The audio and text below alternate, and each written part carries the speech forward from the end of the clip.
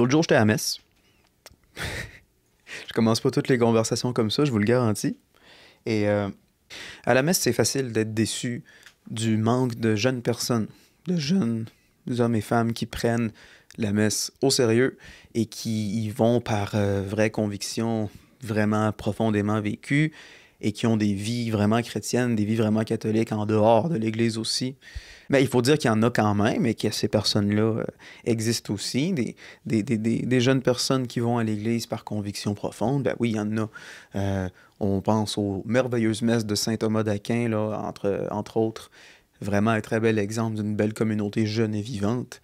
Mais ceci dit, ces gens-là, dont je fais partie, nous avons cette idée préconçue que les vieilles personnes y vont un petit peu pour des raisons qui sont culturelles et que leur christianisme n'est pas vraiment vécu aussi richement qu'il a pu l'être dans le temps, que ce soit par de la mauvaise catéchisation ou tout simplement par rituel, par coutume. Ça devient une coutume d'aller là tous les dimanches et c'est ce que les parents ont fait, c'est ce que les grands-parents ont fait, c'est ce qui unit la famille, tout ça. Et voilà, peut-être que ça perd un petit peu de son mystique et c'est peut-être ça qui déçoit un petit peu les gens qui sont à peu près plus de mon âge. Et fait que tout ça pour dire que ça serait une maladresse assez énorme de regarder ces personnes-là de haut. Mais par contre, il existe vraiment un certain problème au sein de l'Église catholique, des gens qui y vont culturellement et tout simplement qu'ils ne connaissent pas et qui n'ont pas intériorisé certaines vérités qui sont importantes à ne pas oublier. Des gens qui auraient besoin, selon moi, de se faire rafraîchir et, dans leur foi. Non seulement se faire rafraîchir dans leur foi, mais se faire rappeler l'importance des Écritures, l'importance de la liturgie, l'importance de l'Eucharistie, l'importance de la présence réelle et qu'est-ce que ça veut dire. Parce que si on en regarde tout simplement le fait qu'on ne va pratiquement plus à la confession, c'est selon moi si ce n'est pas un manque de révérence, c'est au moins un manque de connaissance et de compréhension de qu'est-ce qui a vraiment lieu à la messe, là, t'sais. Et c'est certain qu'on a essayé de se distancer de l'Église catholique qui est rigide et qui est très punitive, qui nous rend très scrupuleux. C'est clair que avec raison, on essaie de se détacher un petit peu de cet extrême-là. Mais il faudrait aussi essayer de se détacher d'un autre extrême qui est finalement le laisser-aller, qui a beaucoup été la stratégie de l'Église depuis Vatican II, depuis les années 60-70, rendre ça beaucoup plus facile et beaucoup plus simple et beaucoup moins conséquent pour la vie de tous les jours, finalement. Et ça transforme pas les gens. C'est une tentative d'être très inclusif, mais finalement, ça ne transforme pas la vie. Et vu que ça ne transforme pas la vie, moi, mon hypothèse, c'est que, du coup, l'importance qui dépasse le simple fait de rassemblement culturel, cette importance-là est de moins en moins ressentie, de moins en moins vécue. Et donc, tout ce qui accompagne la liturgie baisse en niveau de prise au sérieux des gens qui sont habitués d'aller là. Sans jugement aucun, parce que je sais pas votre vie intérieure ressemble à quoi. C'est juste un ressenti qui m'est personnel, mais que je suis sûr, mais pas unique. C'est le sentiment d'assister à une routine quand on est à la messe, plus que d'assister à l'événement le plus important de la journée, de la semaine et de notre vie, finalement. Donc, à vous qui êtes mes frères et sœurs dans le Christ, à vous qui êtes son corps, à vous qui participez à rendre sa présence toujours actuelle à travers le temps et les âges, ben, à vous peut-être qui sentez une lassitude ou une habitude stérilisante par rapport à la religion, par rapport surtout à aller à la messe le dimanche, prenez les mots qui suivent comme une tentative de consolation et d'affirmer votre foi, d'affermir votre foi, d'affermir votre conviction que la messe peut changer vos vies. La messe peut être vécue profondément et intimement, et tout ce qui tourne autour de ce qu'on fait à la messe, de ce qui se passe dans la messe, tout ce qui la concerne, ce sont des puissants outils mis en place par le Créateur du monde pour notre paix, pour notre joie, pour notre sanctification. Et que ce ne sont pas que des routines, ce ne sont pas que des coutumes. Et c'est pas parce que peut-être vous avez vécu toute votre vie là-dedans, ou peut-être que vous en êtes un peu là, ou peut-être peut-être que vous avez vécu toute votre vie là-dedans et que les gestes ont perdu un petit peu leur saveur, ils ont pris la monotonie de l'habitude. Bien voilà, voyez les mots qui suivent comme une simple tentative d'affermir votre confiance en la bonté de la messe et en son efficacité pour transformer vos vies dans le but tout simplement que vous soyez en paix avec le Seigneur. Parce qu'il est littéralement la vie et l'amour. Ça ne veut pas dire qu'il est bien vivant, puis on se sent bien vivant avec lui, puis il est bien aimant. Ça ne veut pas dire ça. Ça veut dire qu'il est ça, littéralement. Il est la vie, il est l'amour. Il est la parole qui crée l'existence. Être en communion avec lui, c'est être en communion avec tout ce processus créatif-là. Et c'est vivre à 100% dans la vraie liberté. Et ça peut sonner paradoxal pour beaucoup, devoir aller à la messe le dimanche et il y a toutes sortes d'étapes, il y a toutes sortes de choses à suivre et de dogmes à connaître. En quoi est-ce que ça, c'est de la liberté? Eh bien ça, c'est le paradoxe du terrain de jeu. Quand on met des limites à un terrain de jeu, on joue dedans vraiment librement. Comme quand on apprend un instrument et qu'on apprend vraiment ses codes, c'est seulement là qu'on est vraiment libre de jouer l'instrument. De la même façon que quand on connaît bien les limites de la grammaire et du langage, c'est bien là qu'on a la liberté de s'exprimer. Eh bien, la messe, l'Église, cette vie-là, ce sont justement les paramètres qui nous permettent vraiment d'être libres dans la vie. Puis là, on parle même pas des gens de l'extérieur, là, les gens qui sont même pas dans l'Église. Aller à la messe le dimanche, c'est peut-être que vous avez pas idée à quel point c'est alien. Alien bien raide pour la personne des générations actuelles. Vraiment, juste quelqu'un qui va à la messe, c'est complètement alien, c'est extraterrestre.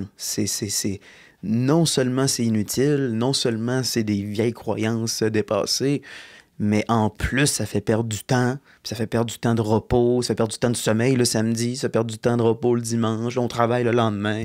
C'est comme, hey, amenez, laisse-moi vivre. Donc, mais ça, voilà, on voit, au lieu d'y voir là l'appel de la raison, sinon, il y a plutôt un constat triste à faire sur les priorités dans le monde. Parce que manquer une messe, ne pas aller à la messe, ça serait censé provoquer de la douleur.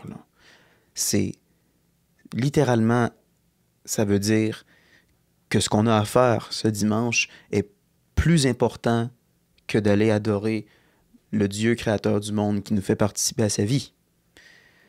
OK, all right. Mais il y a aussi un autre camp et un autre type de critique envers la messe qui vient des protestants. Et j'ai un instinct protestant très fort, vu que je l'ai été quand j'étais enfant et ado. Et cet instinct-là dit que Dieu est pur esprit et qu'il n'y a pas besoin de ça. Dieu est pur esprit, il n'y a pas besoin de ça. Il n'y a pas besoin qu'on aille à la messe, il n'y a pas besoin qu'on se rassemble dans un lieu précis. Le mot « église » veut dire « rassemblement ». Et ça, c'est vrai, le mot « église », ecclésia je veux dire en anglais. En grec, ecclésia en grec, ça veut dire « rassemblement ». Là. Donc, c'est l'assemblée des chrétiens. C'est ça, l'Église. Et il y a une part de vrai là-dedans parce qu'on est le corps du Christ. Donc oui, mais et on est aussi la résidence du Christ, dans un autre sens, et de l'Esprit Saint. On est un temple de l'Esprit Saint. Donc, nous sommes effectivement une Église, mais l'Église avec un E majuscule, c'est... voilà, Dieu n'a pas besoin de tout ça dans cette logique-là, dans la logique protestante. Donc, il y a une part de vrai, mais il manque toute la partie, on va dire, physique. Et ça, on va y venir. Je comprends la critique protestante comme quoi, c'est ça, Dieu est pur esprit, il n'y a pas besoin de tout ça, il n'est pas vraiment présent là, physiquement. Il n'y a pas besoin de se réunir dans une église. On peut prier chacun chez soi et fermer la porte de notre chambre, comme on dit dans l'évangile de Matthieu. Comme dans l'évangile de Matthieu, Jésus nous dit « Prie ton Père dans le secret ». Il compte les pharisiens qui prient en public parce qu'ils aiment se faire voir, qui aiment se faire féliciter, là, qui aiment se faire valider par les autres, qui aiment se faire regarder de bas par les autres. pour montrer à quel point ils sont pieux, puis ils sont dévots, puis ils sont intelligents, puis ils sont profonds, là, et que c'est des bonnes personnes. Et Jésus les condamne en disant, quand tu pries, toi, va dans ta chambre, ferme la porte et prie ton Père qui est dans le secret, et ton Père qui est dans le secret va t'entendre. Et puis, donc, voilà, ça ne sort pas de rien, cet instinct-là de recul face à l'apparente nécessité, l'apparente obligation de devoir se rendre dans un lieu précis pour prier en public, dans un sens. J'aide pas ma cause, là. Ben, j'aide pas ma cause parce qu'effectivement, c'est vrai que Dieu est omniprésent, là. Il n'est pas juste à l'Église, là. Dieu est omniprésent. Son langage, c'est l'existence. Il parle pour créer le monde. Alors, évidemment qu'il est partout, tu sais, dans un sens qui n'est pas spatial. Il est partout. Il est partout non spatialement. Je ne suis pas sûr que ça existe, mais je pense que ça s'imagine bien. Donc c'est vrai qu'on peut absolument le prier dans le secret. Mais ce que Jésus veut dire là, ça ne veut pas dire que c'est mal de se réunir pour prier. Mais ce que Jésus condamne là, ce n'est pas le fait de se rassembler pour prier, c'est le fait de se vanter de notre piété, là, hein? Et donc oui, c'est vrai que la prière solitaire, Dieu se tient avec nous parce qu'il est omniprésent. Et il est à l'écoute des gens qui lui prient, qui parlent avec lui. Et ça, c'est sûr que c'est vrai, donc. Si j'aide pas ma cause en disant ça, ben, je l'aide pas, et tant mieux. Mais la messe est essentielle pour une autre raison. Et elle est essentielle parce qu'elle unit cette réalité-là qui est spirituelle, hein, qu'on a accès à Dieu sans intermédiaire nécessaire, parce que Jésus, voilà, il est avec nous, il est présent, et c'est lui notre intermédiaire, notre intercesseur, notre médiateur. Et aussi, ben, de toute façon, l'efficacité de la prière elle a été affirmée bien avant la venue de Jésus aussi, là, dans le peuple juif, notamment l'efficacité de la prière, il n'y a aucune hésitation là-dessus, là. Donc, on a accès à Dieu directement, intimement, nous, tout seuls, sans avoir besoin d'un quelconque prêtre ou de quelconque autre humain dans la pièce, là, sans avoir de technique spécifique ou de talent caché. C'est une grâce gratuite, là.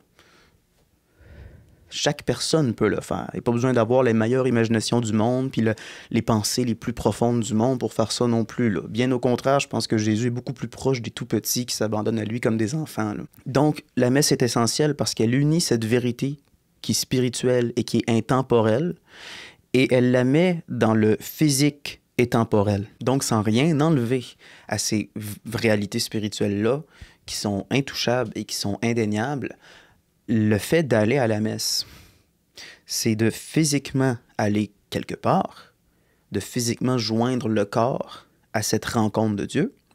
C'est le fait de donner un temps très spécifique dans la semaine, voire même dans la journée, pour ça. Et c'est sentir, c'est d'engager tous les sens aussi. Quand on entre dans une église, il y a tout de suite, visuellement, ben, c'est un lieu qui est souvent très, très beau, qui évoque souvent de la beauté, l'espèce d'abandon à un maître infiniment supérieur. C'est ce que la beauté m'évoque à moi, en tout cas, et je pense que ben, je ne dois pas être le seul. Quand on entre dans une église, on a cette impression-là de révérence, surtout quand on embarque dans des vieilles églises, parce que c'est assez malheureux que depuis les années 60-70, les tentatives de l'Église d'être un peu plus humble et pauvre, c'est traduite en une beauté grandement réduite dans les églises. Et ça, c'est pas... je pense pas que c'est censé donner ce résultat-là. Vraiment, il y a des églises qui sont faites en roche et qui sont très, très pauvres et qui sont magnifiques pareil, là. Parce que oui, c'est important, visuellement, on entre dans un endroit qui dépasse l'ordinaire de très loin, là, et qui rappelle la présence de Dieu et la grandeur de Dieu. Il y a des impressions, des illusions optiques là, de grandeur qu'on a dans une église. Fait que la vue est très, très, très fortement engagée. L'ouïe aussi est fortement engagé à la messe, parce que non seulement à cause de l'acoustique de l'église, mais aussi à cause des chants. La musique et le chant est beaucoup fait pour élever aussi notre sens de l'ouïe vers le transcendant, vers le magnifique, là. Et notre odorat est engagé aussi. Les églises qui utilisent de l'encens, moi je pense que c'est très très utile d'utiliser de l'encens, parce que c'est encore une fois, c'est une manière aussi de symboliser, hein, la fumée qui monte, comme les prières des fidèles qui montent aux cieux. Fait que juste visuellement, faire brûler de l'encens, c'est déjà beau et c'est déjà profond, mais Juste le fait de sentir aussi, ça engage tous les sens, incluant même l'odorat et aussi le goût, parce qu'à la messe, nous mangeons quelque chose.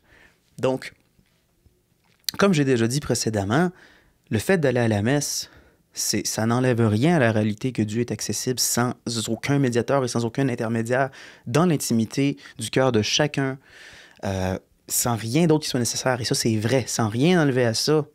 Le fait d'aller à la messe, c'est de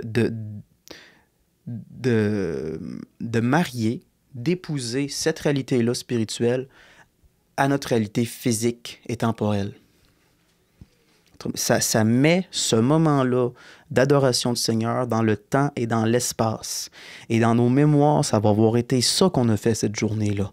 Et beaucoup de nos souvenirs vont être de la messe et beaucoup de notre vie va avoir été d'être physiquement vraiment dans le temps et dans l'espace, dans cet endroit-là, et tous nos sens étaient immergés dans cette proximité-là de Dieu. Le simple fait d'accorder du vrai espace physique et du vrai temps à quelque chose, ça transforme beaucoup la vie. Ça transforme la mémoire, ça transforme les souvenirs. Et c'est un témoignage puissant qu'aujourd'hui, en 2024, avec toutes sortes de manières de se désennuyer, d'occuper notre temps et de faire plus d'argent et de travailler plus Finalement, c'est un témoignage fort contre l'esclavage du temps moderne. L'esclavage de vouloir tirer le jus de tout le repos puis de tout le congé qu'on peut avoir la fin de semaine. Pas le temps pour aller à l'église. C'est contre cet esprit-là. Il y a une rébellion contre cet esprit-là d'esclavage. De l'esclavage, de toujours devoir performer plus, d'être meilleur, d'être un alpha, puis d'être toutes ces affaires-là, toutes ces choses-là du monde, des richesses du monde. C'est un témoignage et une condamnation contre cette culture-là. Le hustle culture, la culture de l'irrattrapable. La culture de bourrer notre crâne de toutes sortes de divertissements sans réelle importance. La culture de devoir tout le temps être meilleur que notre voisin, être meilleur que les gens qu'on voit, être meilleur que les gens qu'on écoute sur Internet. C'est une rébellion contre l'esclavage de ce que les autres pensent de nous aussi. Dans un bon sens. Parce que c'est correct de se soucier de ce que les autres pensent de nous, là. Mais pas au détriment de notre Seigneur. Pas au détriment de la personne qui nous a justement appris à être compatissant et à être aimant. Aller à la messe, c'est beaucoup plus que juste un rassemblement culturel. Aller à la messe, c'est littéralement se transformer en Dieu. C'est une profonde et une puissante et une efficace rébellion contre l'esprit du monde qui nous réduit à l'esclavage, de la convoitise. Parce que selon le monde, ce qui compte dans la vie, c'est d'accumuler le plus de plaisir et de bien-être psychologique et physique possible avant la fin. C'est d'être un membre de la société qui produit et qui consomme et qui ferme sa gueule, qui n'a pas le temps pour aller à l'église. Puis s'il a le temps pour de la spiritualité, ben c'est pour de la spiritualité très inoffensive qui finalement ne change pas ta vie et qui ne change pas ta relation face à la consommation, face à l'accumulation, face à la compétition du monde. Je vous promets que d'accorder vraiment du temps pour aller à la messe, ça transforme la vie et ça transforme la vie positivement. On devient plus libre et on devient plus conscient. On devient plus conscient de ce qui a vraiment de l'importance dans la vie. Ce qui a vraiment de l'importance dans la vie n'est pas ce que le monde dit. Ce qui compte vraiment dans la vie, c'est d'être une nourriture pour les autres, comme l'Eucharistie qu'on mange. Et nous sommes ce qu'on mange. Et cette liberté-là, on ne l'atteint jamais par nous-mêmes. Et je pense que ce n'est jamais vraiment un processus... ce n'est jamais fini. C'est un processus. Ça prend la vie entière. Et je suis loin d'être libre. Comme je dis là, vraiment, là, je vous le dis sérieusement. Pécheurs que nous sommes, nous le savons. Nous sommes très loin de cette liberté-là. Nous sommes très esclaves. Mais justement, la messe, et particulièrement l'Eucharistie, c'est le remède de cet esclavage-là.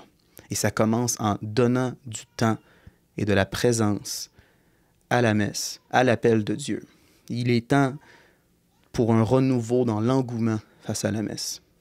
Je dis ça en vous souhaitant la paix et je dis ça aussi en préparation à ce qui vient et on va s'attarder sur les différentes étapes de la messe, pas toutes, mais on va s'attarder sur les grandes étapes qui moi, me parlent de la messe particulièrement beaucoup.